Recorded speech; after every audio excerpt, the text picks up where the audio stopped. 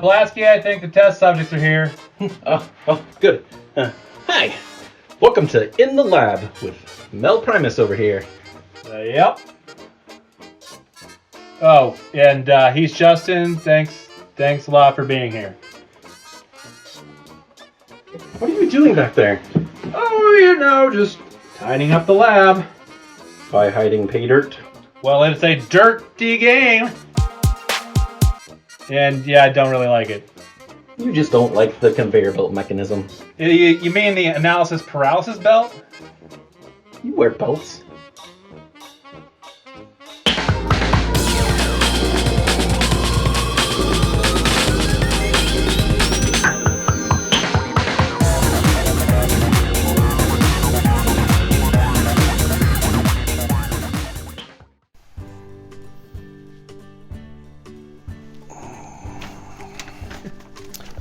Oh, it says right here we're supposed to talk about games that we are looking forward to. Yeah, it's a short segment. Yeah.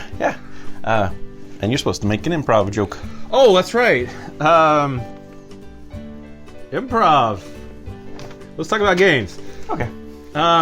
What game are you looking for that's coming out soon? Well, it's coming out real soon in that it's being fulfilled right now to Kickstarter backers. Nice. It is called Microbrew. Oh, it's a mint tin game. A mint tin game. Yes, it was designed by Sarah and Nigel Kennington. They designed a little worker placement / puzzle game when you're brewing and serving beer and whatnot. And it all fits in a little tin. Fantastic. You know how I like tin games, so. Well, that's kind of how we got our start, right? This is true. All right. What about you? I'm looking forward to Imperial Spells and Steam from Level 99 Games, designed by Trade Chambers, who also did Argent the Consortium. Set in that same universe, actually. It's a rail building game, but since it's in a fantasy setting, you're actually using different spells to build your tracks or mess with other people, and you kind of build your own rondel with these spell cards, so you can kind of customize your actions and make them better throughout the game. That sounds like a lot of game for a mint tin. It's not in a mint tin. It's a big, huge box, especially with the big Kickstarter one with the extra stuff. It'll be great, but it's not fulfilling right now, but hopefully in the next few months. Sweet. Awesome. Cool. Let's talk about some other stuff.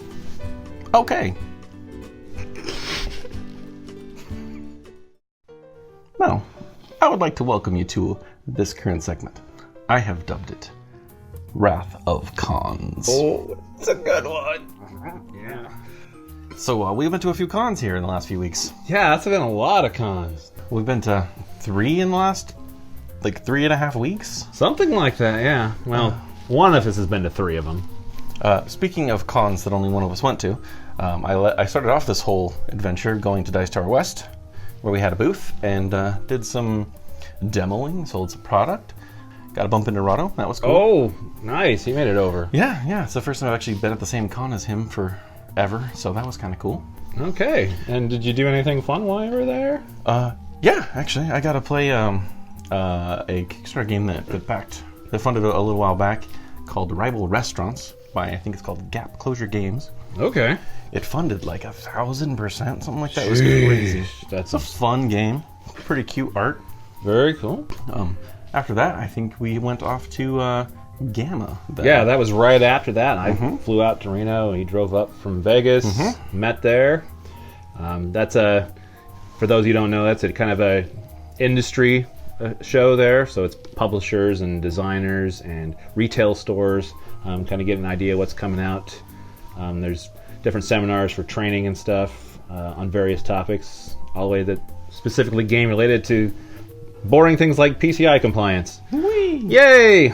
But we had a lot of great meetings. Yeah, lots of bumping into people and just rubbing elbows, really. So it's probably the main focus of that convention, I would say, outside of all the seminars and stuff. Right. We also got to play a game with Josh Hale of Meeple Gamers, Unicornus Nights, which he put a review up recently. He didn't really get it that much. He didn't really. It's not his type of game. He was not on board as much as we were. But we really liked it, so you're on, Josh. Yeah, take that. Take that. Then we came back to Lincoln, and we had our local convention here, the Great Plains Games Festival. We helped kind of sponsor that, and this Designers Row. We brought a bunch of local designers from around the the Midwest, general area around here, and had people come and try out their demo, their prototypes. Yeah, they just run demos on a lot of their prototypes. A couple people had products that were on Kickstarter actively. A lot of that Rachel put together for us, which was really cool. Yeah, she did some interviews with some of them. Yeah, which you guys may or may not have seen already online. Check them out if you haven't. They're pretty cool. Getting just to see what the designers in the area have been up to and what they're doing. It's pretty cool. So it's going to be kind of a bit drier of a con season, at least for us.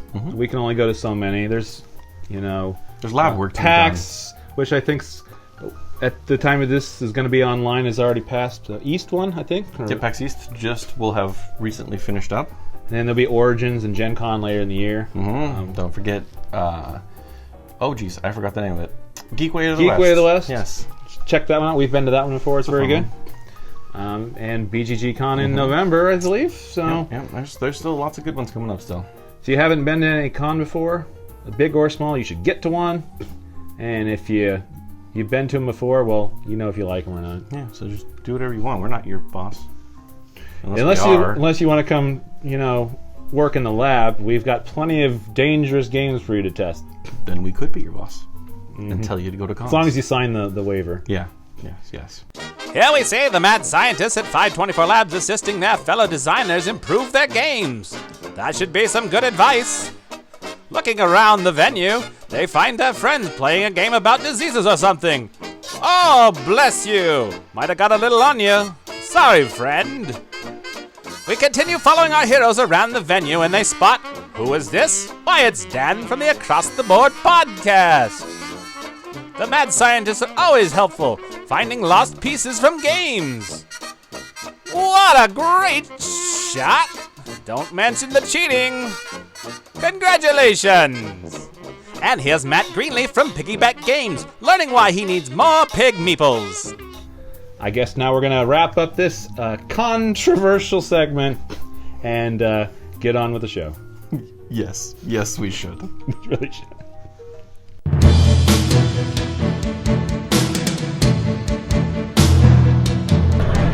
Coming to you from the GAMA Trade Show in Reno, Nevada, I'm Mel Primus, and this is the 524 News. Chaos has erupted today when a massive... Hold on. We got Nick Murphy from the Brothers Murph. Nick Murphy from the Brothers Murph. Oh, hey, what's up, man? You part of Team B-Bong? Yeah, just a second. What do you say to the rumors? We have this on record that Matthew Jude says you are no longer friends, that you're just colleagues. What do you have to say to that? He said what? He said you were no longer friends, you're just colleagues. Oh, I mean, yeah. We discussed it. Oh, we discussed this, and it was we decided not to be friends anymore, and just keep our relationship professional, and it was fine, and it was a group decision, and everyone was on the same page. It was no hard feelings. No hard feelings at all, right? Yeah, it's just you look a little bit upset though. No. Are you trying to hide something? I just don't like him very much. What do you have to say to the rumors that Mike and you are no longer brothers, that you're just colleagues? I gotta go. You heard it here first, folks. Well, that's the end of this tour of 524 Labs. Yes, come back next time to see Mel Primus trapped in a containment bay and forced to play Pay Dirt. Yeah, real funny, Blasky.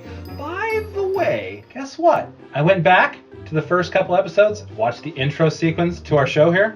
Yeah. Guess what I found? Pay Dirt! Pay Dirt! In a little box right by my head, too. Which one of you is the responsible party, by the way? It was you? You back there? Yeah, how much to just replace all these people? Robots or meat?